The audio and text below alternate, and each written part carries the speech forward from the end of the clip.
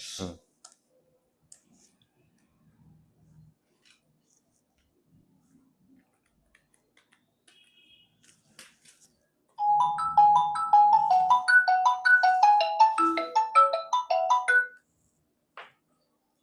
Hello, hello, hello. আমি বলছি, আমিটা কে? আপনার স্ত্রীকে যে কিডন্যাপ করেছে। আচ্ছা,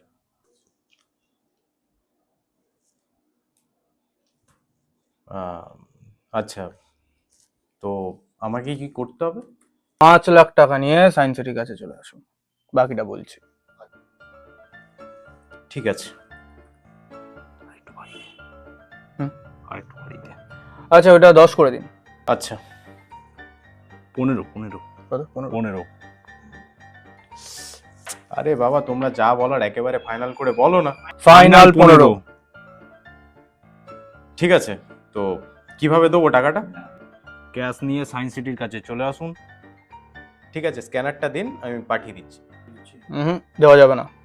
তো ক্যাশ আমার কাছে নেই। ঠিক আছে, আপনাদের অ্যাড্রেসটা বলুন, আমি চেক পাঠিয়ে দিচ্ছি। পুলিশ নিয়ে চলে আসতে পারে তো। সন্দীপ, কাজ হচ্ছে না, শুধু গল্প করছো ফোনে। না না স্যার, বাড়ি থেকে ফোন এসেছিল তো সেই জন্য একটু কথা বলছি। ওকে।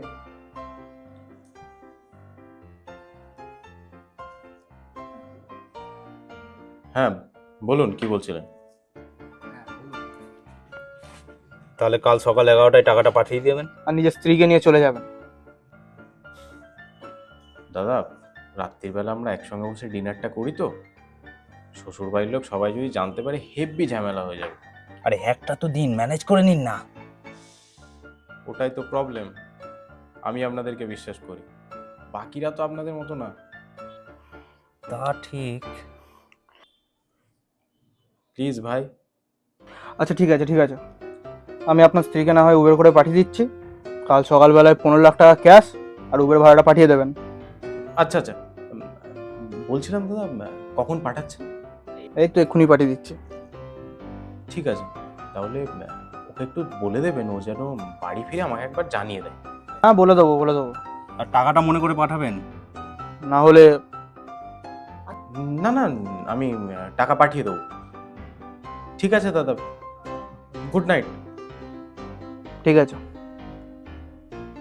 Good night. Good night. আজকালকার দিনে এত ভালো কিডন্যাপার দেখাই যায় না।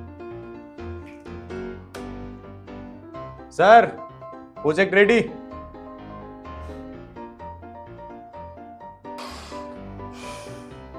বলতে হবে, মানুষটা কিন্তু ভালো, তাহলে আজকালকার দিনে এরকম মানুষ পাওয়া যায় না।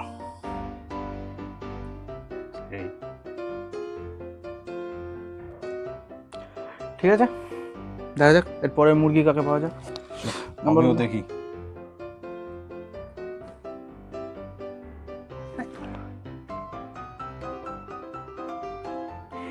কি